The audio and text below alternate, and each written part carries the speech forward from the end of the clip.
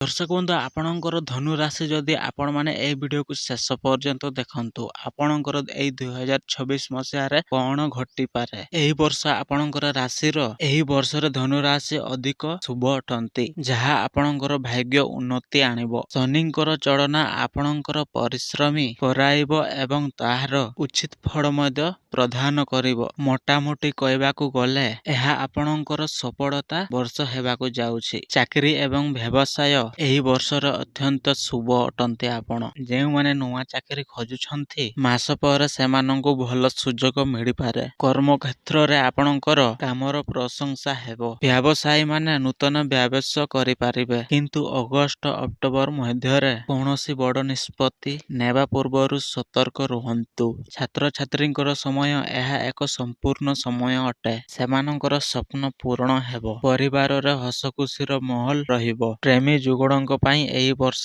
ବହୁତ ରୋମାଣ୍ଟିକ ରହିବ। ସ୍ୱାସ୍ଥ୍ୟ ବୃଦ୍ଧି ଏହି ବର୍ଷ ସାମାନ୍ୟ ରହିବ। ପ୍ରତି ଗୁରୁବାର ଭଗବାନ ବିଷ୍ଣୁଙ୍କୁ ହଳଦିଆ ଫୁଲ ଅର୍ପଣ କରନ୍ତୁ। କଦଳୀ ଗଛ ମୂଳେ ଆପଣ ପ୍ରତିଦିନ ଦୀପ ଜଳାନ୍ତୁ। ଆପଣ ଉପରେ ବିଶ୍ୱାସ କରନ୍ତୁ ଏବଂ କର୍ମ କରି ଚାଲନ୍ତୁ। ବନ୍ଧୁଗଣ, ଭିଡିଓକୁ ଭଲ ଲାଗିଥିଲେ ଲାଇକ୍ କରନ୍ତୁ। ଚ୍ୟାନେଲ ଯଦି ଆପଣ ନୂଆ ଆସିଛନ୍ତି ତାହେଲେ ସବସ୍କ୍ରାଇବ କରିକି ରଖନ୍ତୁ, ଯାହାଫଳରେ ନୂଆ ନୂଆ ଅପଡେଟ ଭିଡିଓ ପାଇପାରିବେ। ଆଉ ଆପଣ କମେଣ୍ଟ ବକ୍ସରେ ଜୟ ଜଗନ୍ନାଥ ବୋଲିକି କମେଣ୍ଟ କରିକି ଜଣାନ୍ତୁ।